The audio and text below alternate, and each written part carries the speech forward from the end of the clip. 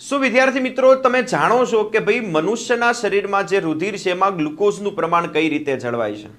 આ ગ્લુકોઝનું પ્રમાણ જાળવવા માટે જવાબદાર જે અંતઃસ્ત્રાવો છે એ સ્વાદુપિંડ નામની જે અંતઃસ્ત્રાવી ગ્રંથિ છે એમાંથી સ્ત્રાવ પામે છે। જો આપણે સ્વાદુપિંડની અંતસ્થ રચનાની વાત કરીએ તો એની અંદર લેંગરહાન્સના કોષપુંજ આવેલા હોય છે, જે 10 થી 20 લાખની જેટલી સંખ્યામાં આ કોષો આવેલા હોય છે, જે સ્વાદુપિંડનો 1 થી 2% ભાગ રોકે છે। હવે આ લેંગરહાન્સના કોષપુંજમાં બે પ્રકારના કોષોમાં એક આલ્ફા કોષ અને બીજા એક બીટા કોષ છે।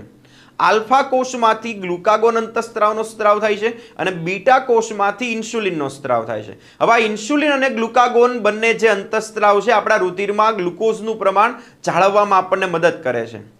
જ્યારે આપણા રુધિરમાં ગ્લુકોઝનું પ્રમાણ જરૂરિયાત કરતાં વધી જાય છે ત્યારે ઇન્સ્યુલિન એ રુધિરમાં ગ્લુકોઝનું પ્રમાણ ઘટાડે છે, અને જો રુધિરમાં ગ્લુકોઝનું પ્રમાણ જરૂરિયાત કરતાં ઘટી જાય તો ગ્લુકાગોન અંતઃસ્ત્રાવ રુધિરમાં ગ્લુકોઝનું પ્રમાણ વધારે છે। આવી રીતે આ બંને અંતઃસ્ત્રાવની એકબીજાની વિરોધી અસરથી આપણા રુધિરની અંદર ગ્લુકોઝનું પ્રમાણ જળવાય છે।